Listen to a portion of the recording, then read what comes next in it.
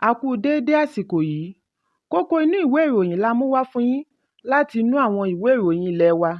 Orúkọ tèmi ni Ọmọgbémisọ́lá ọmọ Alọ́gọ̀madẹ̀.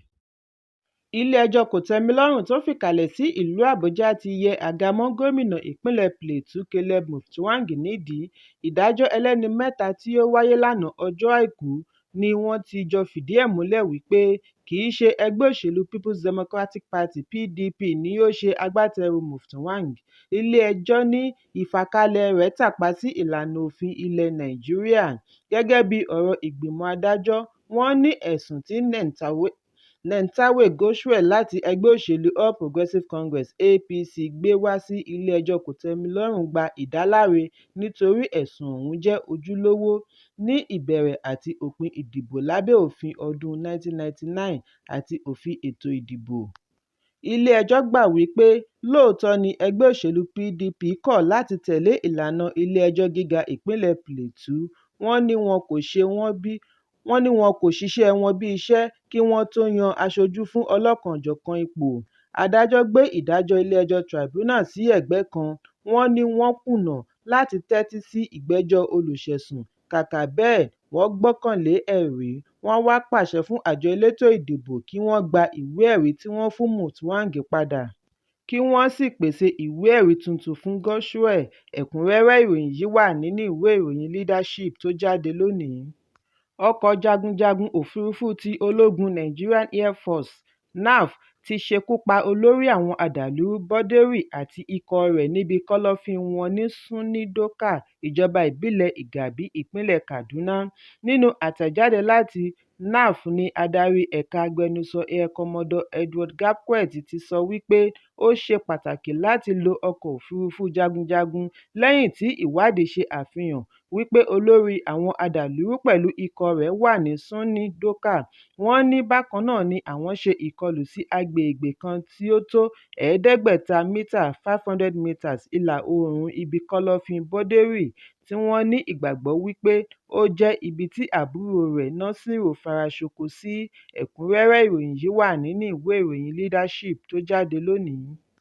Àjọ àwọn agbẹjọ́rò Nigerian Bar Association (NBA) ti kọ̀ròjú sí bí wọ́n ṣe jáwé gbélé-ẹ̀ fún adájọ́ àgbà ìpínlẹ̀ Ọ̀ṣun, Adájọ́ Oyèbọ́lá Òjó, láti ọ̀dọ̀ Gómìnà Adémọ́lá Adélékè. Bí a kò bá gbàgbé wípé ilé-ìgbìmọ̀ gbé ìgbésẹ̀ jíjáwé fún adájọ́ àgbà tí gómìnà sì fi ọwọ́ sí i ní Ọjọ́bọ̀, kí ó tó wá darí wípé kí wọ́n ṣe ìbúra fún Adájọ́ Yínká Afọlábí gẹ́gẹ́ bí adelé. Ṣùgbọ́n àjọ NBA nípasẹ̀ akọ̀wé gbogboògbò Akorede Lawal sọ nínú àtẹ̀jáde wípé àwọn kò ní ṣe ìdánimọ̀ ẹnikẹ́ni gẹ́gẹ́ bí adelé adájọ́ àgbà. Ẹgbẹ́ yìí ṣe àpèjúwe ìgbésẹ̀ ìjọba ìpínlẹ̀ gẹ́gẹ́ bí èyí tí kò bá òfin mu, ìtàpá sí ìlànà òfin àti ìtàbùkù sí ẹ̀ka ìdájọ́ láti ọ̀dọ̀ gómìnà tiwantiwa adìbòyàn. Wọ́n fìdí ẹ̀ múlẹ̀ wípé ìlànà òfin kò lọ́wọ́ sí ọ̀nà tí wọ́n gbà yọ adájọ́ àgbà. Wọ́n ní òfin fi ààyè gba kí wọ́n kọ́kọ́ ṣe àfisùn ẹ̀sùn òṣìṣẹ́ ẹ̀ka ìdájọ́ sí ọ̀dọ̀ ìgbìmọ̀ ìdájọ́ National Judicial Council (NJC), kí NJC sì gbé ìgbésẹ̀. Wọ́n ní kì í ṣe olóṣèlú ni ó yẹ kí ó máa fìkanra mọ́ ẹ̀ka ìdájọ́ nítorí agbára ọ̀tọ̀ọ̀tọ̀ ní separation of power. Ẹ̀ka ìdájọ́ sì ní òmìnira. Fún ìdí èyí ni àwọn kò ní fi gba ẹlòmíràn wọlé gẹ́gẹ́ bí adelé nítorí ìjọba gbọ́dọ̀ tẹ̀lé gbogbo ìlànà òfin nípa yíyan àti ìyọninípò adájọ́ àgbà. NBA ní àwọn yóò gbé gbogbo ìgbésẹ̀ láti rí i dájú wípé àṣẹ ìjọba yìí kò múlẹ̀.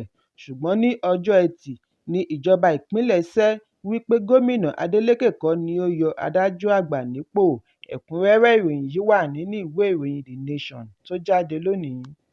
Iléeṣẹ́ ológun Defence Headquarters (DHQ) ti bẹ̀rẹ̀ sí dọdẹ àwọn adàlúrú tí wọ́n ṣe ìkọlù sí ọkọ̀ akọ́wòrìn convoy gómìnà ìpínlẹ̀ Yobe Mai Mala Buni.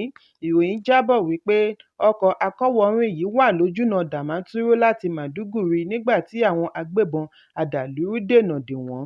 Bí ó tilẹ̀ jẹ́ wípé gómìnà kò sí láàrin wọn ní ìgbà náà, àwọn ọ̀gálọ́gàá lẹ́nu iṣẹ́ bíi akọ̀wé sí ìjọba ìpínlẹ̀ Yobe Baliwale àti olùdámọ̀ràn lórí ọ̀rọ̀ ẹ̀sìn wà lára àwọn tí wọ́n jọ ń kọ́wọ̀ọ́rìn lọ ìrìnàjò.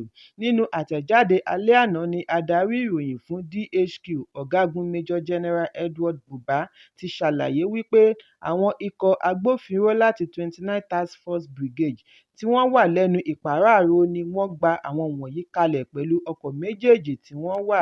Gẹ́gẹ́ bí ọ̀rọ̀ Buba, lára àwọn ẹ̀ṣọ́ aláàbò tí wọ́n wà nínú ọkọ̀ akọ́wọ̀ọ́rìn tí wọ́n fara gbọgbẹ́ ọta ìbọn láti rí awakọ̀ ológun kan, ọlọ́pàá 4 àti òṣìṣẹ́ àjọ ọ̀tẹlẹ̀múyẹ́ DSS kan. Buba fìdí ẹ̀ múlẹ̀ wípé ọlọ́pàá kan jáláìsí lẹ́yìn tí wọ́n dé àkànṣe ilé ìwòsàn ní Damaturu. Ó ní ikọ̀ ológun ti bẹ̀rẹ̀ ìpàráàrò ìjà ní agbègbè yìí láti lè rí ibi tí àwọn adàlúrú yìí fara ṣoko sí, bí ó ti ṣèlérí wípé àwọn yóò ṣe àwárí wọn kí wọ́n sì pa wọ́n run. Ẹ̀kúnrẹ́rẹ́ ìròyìn yìí wà nínú ìwé ìròyìn Punch tó jáde lónìí. Lẹ́yìn ọdún 7 tí ó sá kúrò nínú ọgbà ẹ̀wọ̀n lẹ́yìn tí ilé-ẹjọ́ dá ẹ̀wọ̀n fún un látàrí ìbáṣepọ̀ rẹ̀ pẹ̀lú egbòogi olóró, ògbólógbòó alápínká egbòogi olóró láàrin agbègbè ìlú Àbújá, Ibrahim Momo tí gbogbo ènìyàn mọ̀ sí Ibrahim Bendel, ní ọwọ́ ikọ̀ àjọ tó ń gbógun ti títà, rírà àti mímu egbòogi olóró National Drug Law Enforcement Agency (NDLEA) ti tó báyìí, nígbà tí wọ́n ṣe ìkọlù sí ibi kọ́lọ́fín rẹ̀ tí ó wà ní Dabo Dei ní agbègbè ilé ìjọba ìlú Àbújá. Ọjọ́ 27 oṣù kọkànlá ọdún 2014 ni wọ́n kọ́kọ́ fi ọwọ́ ṣìkún òfin mú Ibrahim Momo pẹ̀lú egbòogi tí wọ́n ń pè ní cannabis sativa tí kìlógíráàmù rẹ̀ jẹ́ 385. Wọ́n gbé e lọ ilé-ẹjọ́ ní ìgbà náà kí adájọ́ tó dá ẹ̀wọ̀n ọdún 7.5 fún un ní ọjọ́ 22 oṣù keje ọdún 2015. Pẹ̀lú ẹ̀ náà, ó ń ṣẹ̀wọ̀n lọ́wọ́ ni ó sá mọ́ wọn lọ́wọ́ ní ọgbà Kùjé ní ọjọ́ 16 oṣù karùn-ún ọdún 2016. Agbẹnusọ àjọ NDLEA Fẹ́mi Babáfẹ́mi ni ó sọ eléyìí lánàá nínú àtẹ̀jáde wípé lẹ́yìn ìtanilólobó ni àjọ NDLEA ṣe ìkọlù sí ilé ìkẹ́rùsí rẹ̀ ní ogúnjọ́ oṣù kọkànlá ọdún 2022 tí wọ́n sì rí àpò ńlá 81 cannabis tí ìwọ̀n rẹ̀ jẹ́ kìlógíráàmù 1,278. Bí ó tilẹ̀ jẹ́ wípé Momo kò sí nílé ní ìgbà náà, alámòjútó ibi ìkẹ́rùsí rẹ̀ Richard Forson Gordon, ẹni 65, ọmọ orílẹ̀-èdè Ghana ni wọ́n mú tí wọ́n gbé re ilé-ẹjọ́. Adájọ́ dá ẹ̀wọ̀n ọdún 2 fún un. Lẹ́yìn èyí ni wọ́n kéde wíwá Momo. Ọjọ́ 5 oṣù kọkànlá ọdún yìí ni àjọ NDLEA tún ṣe ìkọlù sí ilé ìkẹ́rùsí Momo ní ìlú Àbújá kí wọ́n tó ráwọ́ tó o pẹ̀lú ọ̀pọ̀lọpọ̀ egbòogi cannabis àti diazepam. Ẹ̀kúnrẹ́rẹ́ ìròyìn yìí wà nínú ìwé ìròyìn Daily Trust tó jáde lónìí. Ikọ̀ ọlọ́pàá ìpínlẹ̀ Kano ti fi ìkìlọ̀ ránṣẹ́ sí àwọn alátìlẹyìn ẹgbẹ́ òṣèlú tí wọ́n ń kóra jọ láti bẹ̀rẹ̀ ìfẹ̀hónúhàn lórí fàákájà onífàákájà ní ìpínlẹ̀ látàrí ìdájọ́ ilé-ẹjọ́ tí yóò gbè lẹ́yìn ẹgbẹ́ òṣèlú All Progressives Congress (APC). Kọmíṣánná ọlọ́pàá ìpínlẹ̀ Muhammad Hussaini Gumel ṣe ìkìlọ̀ wípé ẹnikẹ́ni tí ó bá gbìyànjú àti da omi àlàáfíà ìpínlẹ̀ rú yóò fojú winá òfin. Ó ní ìròyìn tó ṣeé fọkàn tán jẹ jáde wípé àwọn alátìlẹyìn ẹgbẹ́ òṣèlú kan ń lo ẹ̀rọ ayélujára láti ṣe ìkórajọ láti bẹ̀rẹ̀ ìwọ́de ìfẹ̀hónúhàn lórí ìdájọ́ èsì ìdìbò gómìnà tí ilé-ẹjọ́ kòtẹ́milọ́rùn gbé kalẹ̀ ní ọjọ́ 17 oṣù kọkànlá ọdún yìí. Ìròyìn ọ̀hún fìdí ẹ̀ múlẹ̀ wípé èròǹgbà wọn lórí ìfẹ̀hónúhàn ọ̀hún ni láti tilẹ̀kùn mọ́ ọrọ̀ ajé ní èyí tí ó lè yọrí sí ìkọlù. Fún ìdí èyí ni iléeṣẹ́ ọlọ́pàá ṣe ń ṣe ìkìlọ̀ sí àwọn ará ìlú kí wọ́n ṣọ́ra nítorí ẹnikẹ́ni tí ó bá fẹ́ ṣe ìfẹ̀hónúhàn gbọ́dọ̀ tẹ̀lé ìlànà òfin. Bákan náà ni iléeṣẹ́ ọlọ́pàá ṣe ìrántí bí ikọ̀ ọlọ́pàá ṣe ránṣẹ́ sí àwọn adarí ẹgbẹ́ òṣèlú NNPP àti APC fún ìpàdé àlàáfíà tí wọ́n bu ọwọ́ lù ní ọjọ́ 16 oṣù kọkànlá ọdún yìí síwájú ìdájọ́ ilé-ẹjọ́. Ó fi kún un wípé ìdí ìpàdé àlàáfíà yìí ni láti lè jẹ́ kí àlàáfíà àti ìṣọ̀kan wà. kò ní fi ṣe àbájáde ìdájọ́ ilé-ẹjọ́. Kọmíṣánná ní àwọn adarí ẹgbẹ́ òṣèlú méjèèjì sì fi dá òun lójú wípé kò ní sí wàhálà tàbí ewu. Àwọn kò ní fi ààyè gba ìpéjọpọ̀ tàbí ìkórajọ tí ó lè mú ìfẹ̀hónúhàn wá tàbí tí ó lè da àlàáfíà ìpínlẹ̀ láàmú. Gúmẹ̀ wá ké sí gbogbo olùgbé ìpínlẹ̀ láti ṣe sùúrù, kí wọ́n pa òfin mọ́, kí wọ́n má bá wọn lọ́wọ́ sí ìpéjọpọ̀ tí ó lè mú fàákájà dání. Ẹ̀kúnrẹ́rẹ́ ìròyìn yìí wà nínú ìwé ìròyìn Daily Post tó jáde lónìí. Igbákejì gómìnà ìpínlẹ̀ Edo Philip Shaibu ní ìgboyà láti kojú ọ̀gá rẹ̀ gómìnà Godwin Obaseki nípa ṣíṣe ìkéde èròǹgbà rẹ̀ láti du ipò gómìnà. Igbákejì gómìnà tí òun pẹ̀lú ọ̀gá rẹ̀ ò jọ kòólà yìí ti fi èròǹgbà rẹ̀ hàn láti di gómìnà sáà tí ó ń bọ̀ lábẹ́ ẹgbẹ́ òṣèlú People's Democratic Party (PDP). Nígbà tí ó ń ṣe àwáwí ìdí fún ìgbésẹ̀ yìí, ó ní ìpínlẹ̀ Edo nílò adarí tí ó lè bọ́ sójú iṣẹ́ (practical leader). Ó ṣe àkàwé gómìnà Obaseki tí ó ti wà lórí oyè fún ọdún 8 gẹ́gẹ́ bí ẹni tí ó ń ṣe ìdánrawò (experimental governor). Nígbà tí ó ń bá àwọn akọ̀ròyìn sọ̀rọ̀ ní ìlú Benin, Philip ní pẹ̀lú ìdìbò gómìnà ọdún 2024 tó ń bọ̀ lọ́nà, kò yẹ kí ìpínlẹ̀ tún fi ààyè gba ẹni tí òye òṣèlú kò yé tàbí ẹni tí kò mọ nǹkan tí ará ìlú ń fẹ́. Ó ní ìpínlẹ̀ Edo nílò ẹni tí ó kájú òṣùwọ̀n, a sì nílò láti ṣe àgbéyẹ̀wò gbogbo ohun tí a bá fẹ́ ṣe. Ó ní ènìyàn kò lè mọ ohun tí ará ìlú ń fẹ́ bí kò bá gbé pẹ̀lú wọn. Fún ìdí èyí, ìrírí àti ìkájú òṣùwọ̀n ṣe pàtàkì, kí ó sì jẹ́ àkọmọ̀nà bí wọ́n ṣe fẹ́ wọ inú ìdìbò ọdún 2024. Shaibu ní kò yẹ kí a tún ṣẹ̀ṣẹ̀ máa wá ènìyàn tuntun láti ṣe àgbéyẹ̀wò rẹ̀ fún ọdún 4. Ó ní onítọ̀hún á kọ́kọ́ lo ọdún 4 àkọ́kọ́ fi wojú ilẹ̀, lo ọdún 4 mìíràn fi kówó jẹ pẹ̀lú àwáwí wípé wọ́n fẹ́ ṣe àṣeparí iṣẹ́ tí wọ́n bẹ̀rẹ̀ ní sáà àkọ́kọ́.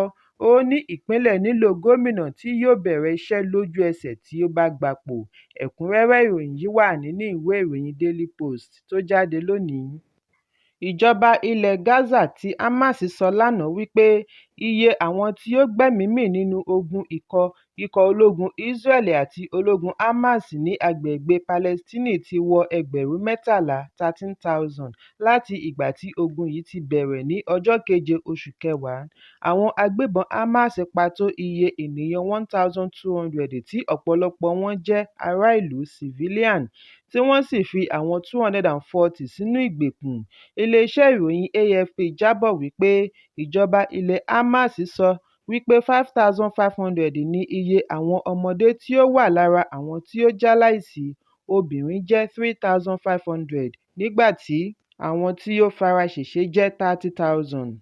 Àwọn elétò ìlera ní àwọn kò tiẹ̀ lè ṣe àkàwé iye tí ó jẹ́ mọ́ nítorí àìdáwọ́ ìjà dúró ti mú kí wọ́n má rí àwọn òkú míì kà.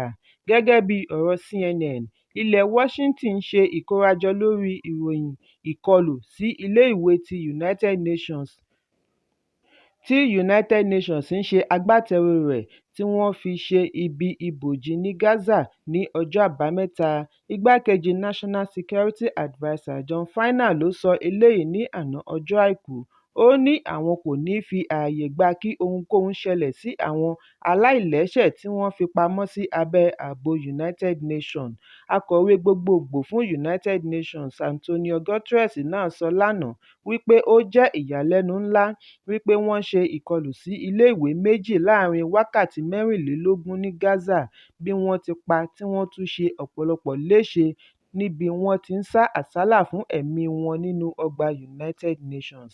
Agbẹnusọ alámòjútó ìṣẹ̀lẹ̀ pàjáwìrì fún àjọ United Nations tí ó ń ṣe àmójútó iléèwé àgọ́ ogunléndé ní Palestine fìdí ìkọlù ọjọ́ Àbámẹ́ta yìí múlẹ̀. Ẹ̀kúnrẹ́rẹ́ ìròyìn yìí wà nínú ìwé ìròyìn Punch tó jáde lónìí. Kókó inú ìwé ìròyìn àsìkò yìí kò ní jù báyìí lọ. Ẹ pàdé mi ní ìrọ̀lẹ́ fún àkọ́tun. Kí a tó lọ, ẹ má ṣaláì fi àríwísí yín ránṣẹ́, ìyẹn comment, kí ẹ sì bá wa subscribe sójúnà wa lórí YouTube kí Kókó Inú Ìwé Ìròyìn lè máa tẹ̀ yín lọ́wọ́ ní kíákíá.